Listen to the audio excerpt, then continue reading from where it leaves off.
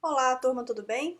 Vamos conversar um pouquinho na aula de hoje sobre o direito como discurso, tá? O que é discurso, como o direito vai tomar esse formato, como ele vai se apresentar, né, para os seus receptores como um discurso.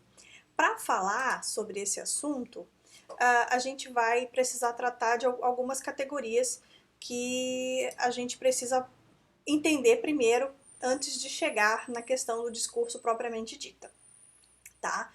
Então, primeiramente, a gente vai falar de sentido e de ideologias, a gente vai falar de fatos e sentido, a gente vai falar de linguagem, de discurso, falar um pouco também sobre os usos da linguagem, para finalmente tecer algumas questões sobre o discurso e o poder, e obviamente como isso se relaciona com o direito, tá bom?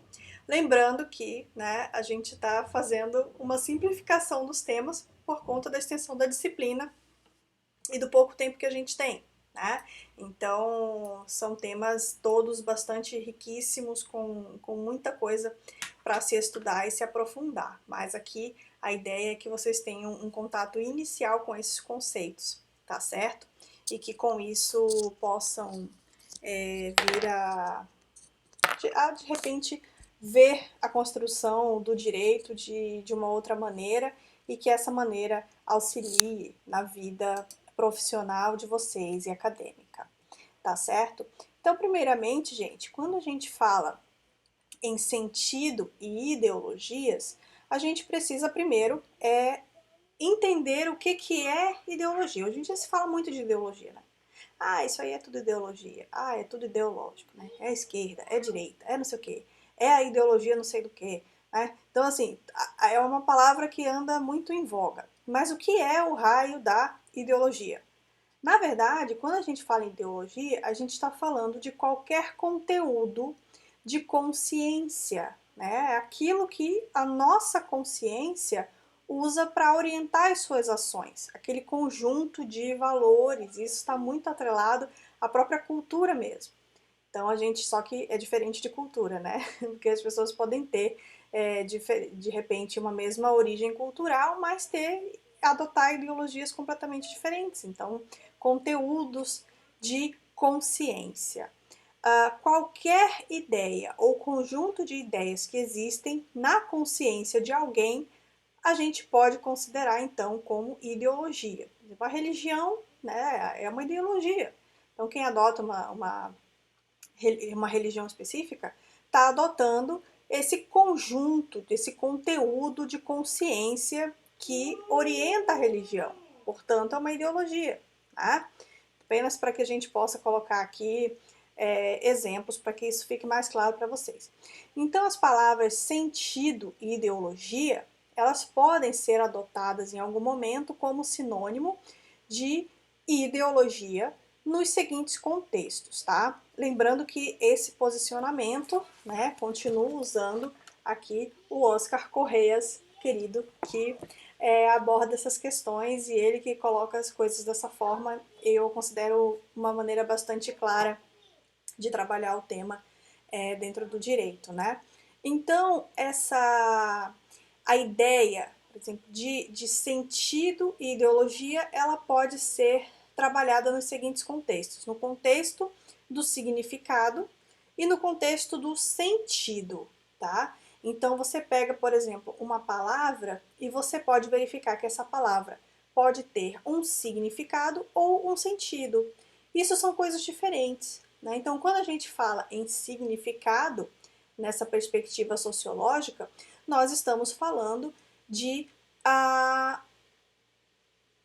o que aquela palavra quer dizer isoladamente. Né? Então, quando essa palavra for analisada como uma palavra isolada, a gente vai chegar a um significado. E aí, como exemplo que o professor Oscar usa, é o do cachorro e do salário. Né? Quando a gente fala cachorro, todo mundo entende que o cachorro é o quê?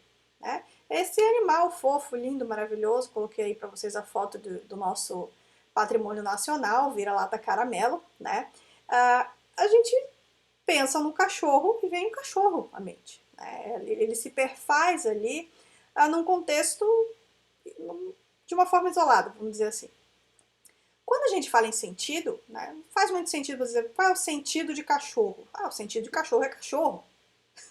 Não tem várias formas ou um conjunto de questões ou é um emaranhado de ideias para me levar até o cachorro.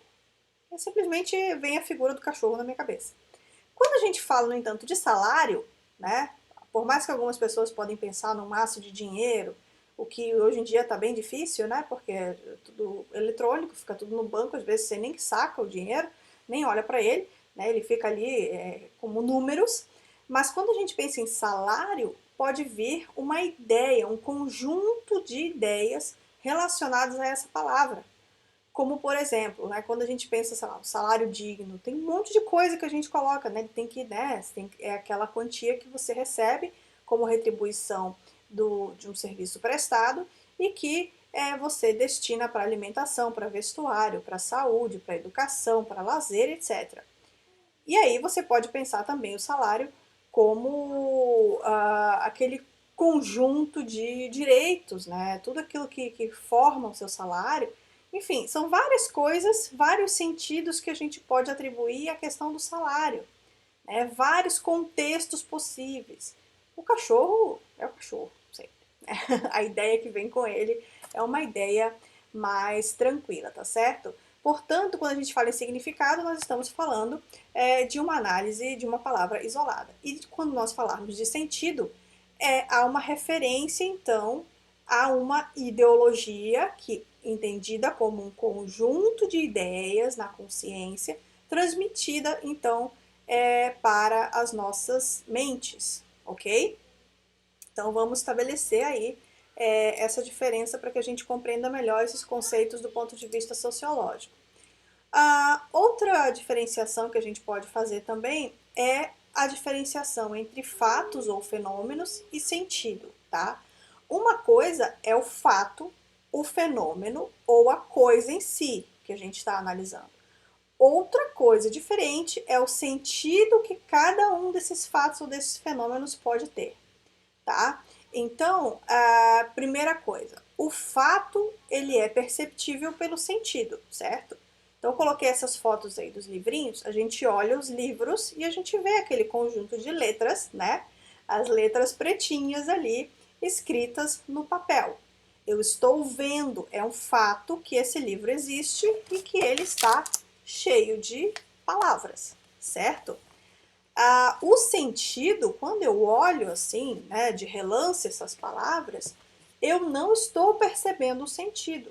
Né? Por quê? Porque o sentido que cada uma dessas páginas contém, ele vai ser dado pelo meu intelecto e não pela minha visão, pelo meu tato, né, pelo juízo de valor que eu venha a fazer, utilizando dos sentidos.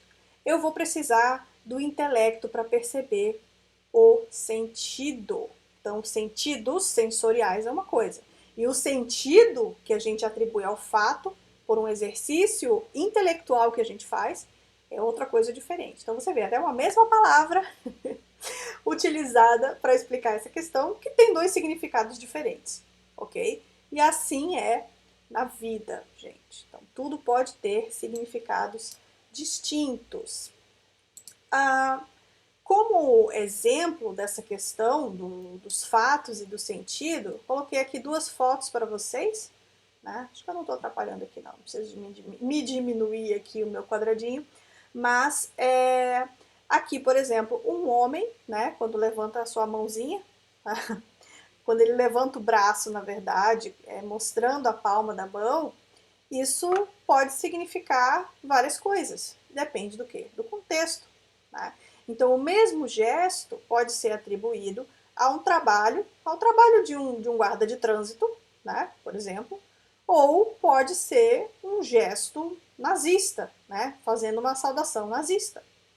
Então, tudo vai depender do contexto que vai ser analisado. Então, não é o meu sentido não vai conseguir determinar o meu sentido meu sentido no sentido sensorial, ele não vai observar isso, tá? apenas a análise que vai ser feita dentro de um contexto, ok, pessoal? Isso é muito importante para que a gente compreenda a ideia de fato social e como a sociologia ajuda a desvendar esses fatos para trabalhar as questões jurídicas também, ok? Então, ainda falando de fatos e sentidos, né? O que está em jogo? Aqui eu fiquei atrapalhando, né? Deixa eu diminuir aqui para vocês verem. O que está em jogo aqui é o sentido e o seu papel nas definições sociais, naquilo que a gente pensa enquanto sociedade, tá certo? Então, trouxe aqui uma citação do professor Corrêas, em que ele diz: a sociedade pode ser vista como um enorme conjunto de sentidos em que a cultura outorga a tantos outros fenômenos ou condutas humanas, e distintas condutas outorgam distintos sentidos às mesmas condutas e vice-versa. Condutas diversas podem ter o mesmo sentido em sociedades distintas. Ou seja, né, as diferentes sociedades, as diferentes culturas, elas vão trazer visões diferentes acerca dos mesmos fatos, dos mesmos objetos, das mesmas coisas. Porém, por conta da questão cultural, da questão sociológica, essas visões vão ser diferentes. E aqui eu trouxe um exemplo bem claro para que vocês percebam, é a agricultura, tá?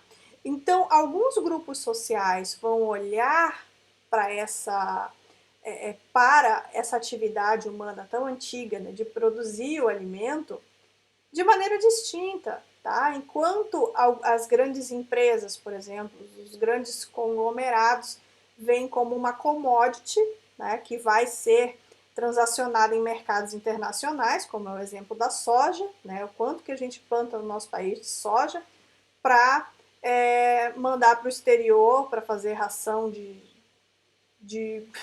porco para alimentar pessoas ou não, né, ou transformar aquilo em produtos, porque os gêneros alimentícios hoje em dia eles têm uma mistura muito grande de produtos e a soja é um componente importante, né, mas é uma commodity. Então essa é uma forma de ver a terra, de ver a natureza, de ver os recursos. Em contrapartida, eu tenho outras sociedades que vão olhar para a Terra como um elemento de existência, como algo essencial para a sua subsistência e não para a produção de riquezas, né? Sim, mas simplesmente para viver. E aí coloquei uma foto para vocês de uma permacultura, então formas diferenciadas de produzir alimentos, né? Num contexto, por exemplo, de uma agrofloresta, em que você produz o alimento sem destruir a área, sem retirada de cobertura florestal, etc. Então tem diversas formas de lidar com o mesmo fenômeno. Né? Então aqui, como o exemplo que eu estou dando é o da produção de alimentos. E na palestra de amanhã a gente vai falar um pouco sobre isso com certeza com a professora Roberta, que vai tratar da questão do uso de agrotóxicos, fazendo uma análise do discurso, tá certo? Então, preparem-se que amanhã vai ser bem bacana. Outro ponto importante para que a gente trabalhe esses temas é a questão da linguagem, tá bom? Então, o que seriam as linguagens? Primeiramente, a gente precisa considerar que as linguagens elas são um veículo para passar uma mensagem, né? Então, as ideologias, que nós já entendemos que a ideologia é um conjunto de ideias que formam nossa consciência, né? Elas são expressas através de uma linguagem. E a linguagem é, então, esse sistema de signos, de sinais, né? Capaz de expressar e transmitir algum sentido. E lembrem-se do que é o sentido. O sentido, ele tem a ver com a ideologia, certo? E essa linguagem, ela vai então passar o sentido que o emissor da mensagem quer transmitir, ok? Deixa eu só voltar aqui. Então, as linguagens elas vão ter um papel fundamental nesse sentido. E aí nós chegamos finalmente na ideia de discurso, né? Então o discurso aqui, a gente não está falando, né, do ato da pessoa ficar falando, né, durante horas, os discursos, não. Mas o discurso, ele vai ter aquela ideia de me fugiu a palavra. O discurso, ele vai transmitir a ideologia. Então, o discurso, a gente pode entender ele como a ideologia que se formaliza em uma linguagem, tá?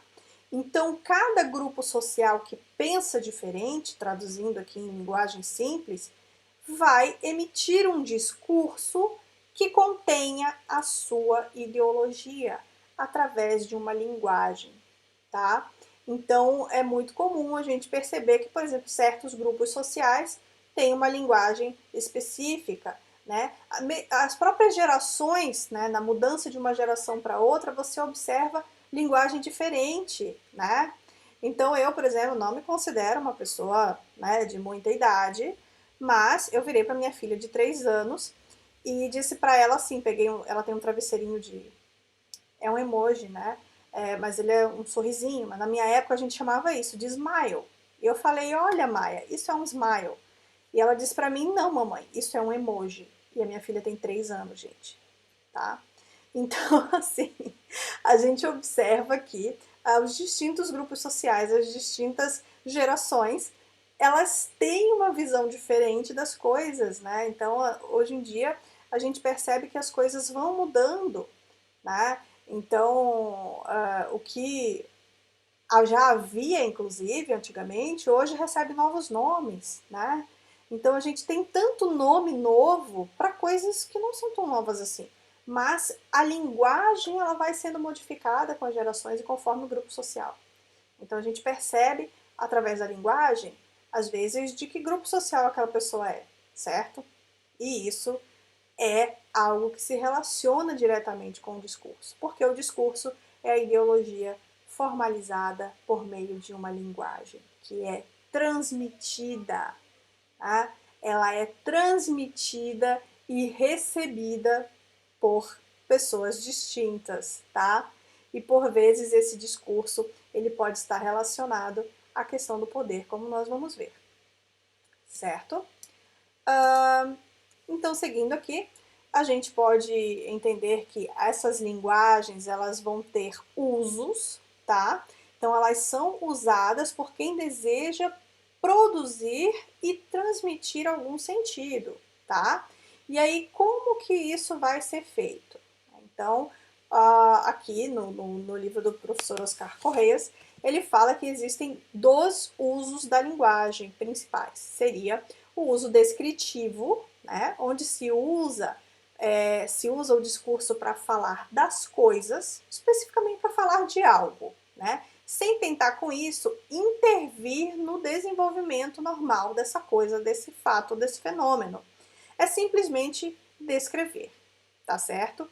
Então, quando eu não tenho a intenção de intervenção, eu quero simplesmente falar a respeito da coisa ou do que aconteceu, eu estou diante de um uso descritivo da linguagem.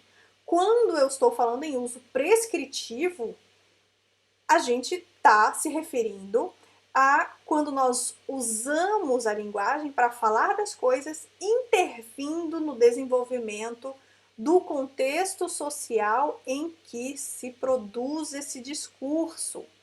E o exemplo clássico são as normas jurídicas. Então, o que as normas jurídicas fazem? Elas passam uma mensagem de que, se você não cumprir o que a norma está dizendo, você vai sofrer uma sanção que está sendo estabelecida nessa mesma norma. Tá? Então, é algo que pretende modificar o status quo das coisas. Né? Então, se você pensou em fazer tal conduta, não faça, porque isso vai ter uma consequência negativa no âmbito jurídico, certo? Então, nós temos essas 2 formas de utilização da linguagem, descritiva e prescritiva. Finalmente, chegando na ideia do discurso e do poder, né, a gente precisa trazer aqui, fazer alguns destaques principalmente com a contribuição de Max Weber, em que a gente se faz relevante, na verdade, a gente compreender o que é ação social, né? Que é uma expressão bastante importante para a sociologia e para a sociologia jurídica. Então a gente tem aqui, pessoal, ação social como a atividade humana tendente a determinar a conduta do outro, tá? Quando eu estou falando de ação, pura e simplesmente, eu estou falando daquela conduta que tem sentido só para quem executa, né? Algo que a pessoa não faz, nem tudo que a pessoa faz é social, né? Tem coisas que, enfim, só fazem sentido para aquela pessoa que está executando aquela ação. Mas, quando a gente está falando de uma ação onde o sentido daquela ação, lembrem do sentido diferente de significado, né? Onde o sentido é pensado pelo seu sujeito ou sujeitos, tendo como referência a conduta dos outros, orientando-se por esta em seu desenvolvimento. Então, o que é ação social? Aquela ação determinada não só pela consciência do indivíduo, mas pelo meio em que ele está inserido, né? Pela sociedade ou pelas sociedades que estão exercendo influência nele naquele momento. Então, muita coisa do que a gente faz é muito social, né? Eu diria que uma minoria não é. Então, o que acontece? A sociedade, ela exerce ou ela não exerce um poder sobre a nossa conduta, sobre a nossa ação? Sim. Tá? Então, a gente é determinado, sim, pela sociedade, por aquilo que a sociedade coloca, inclusive pelo direito, né? Pelo direito que a própria sociedade constrói e aplica. Então, gente, o que é o poder, no fim das contas, né? Falando aí um pouco mais, utilizando os outros conceitos que a gente trabalhou. Eu coloquei aqui a figurinha do poderoso chefinho, né? Quem tem filho sabe o que é o poderoso chefinho. O que é o poder? Para o Max Weber, significa a probabilidade de impor a própria vontade dentro de uma relação social, ainda que contra toda resistência e qualquer que seja o fundamento dessa probabilidade. Exemplo clássico são as normas jurídicas, sempre que impostas diante da vontade de alguém, tá? Então, gente, o poder é essa probabilidade de que alguém imponha a vontade frente ao interesse, às vezes oposto, de outra pessoa, né? Então, eu coloquei aí o poderoso chefinho, porque às vezes a gente sabe que as crianças, elas tentam impor a sua vontade mesmo, né? E muitas vezes elas ganham nessa queda de braço, digamos assim. Então, no direito, isso também acontece, né? Obviamente, isso é o óbvio.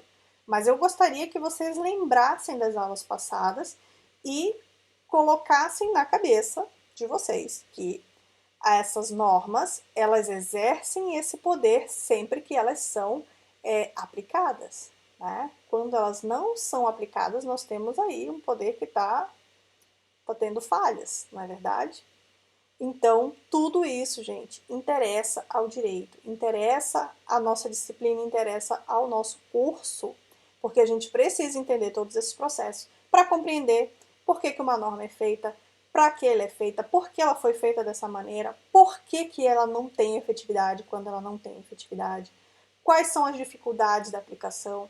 Então, tudo isso a gente precisa de apoio da sociologia jurídica para responder, da antropologia, das outras ciências, da filosofia e muitas outras, dependendo da área, né? Então, o direito ele vai ter uma interface com muitas áreas do conhecimento, né? Como eu já comentei com vocês anteriormente, tá certo?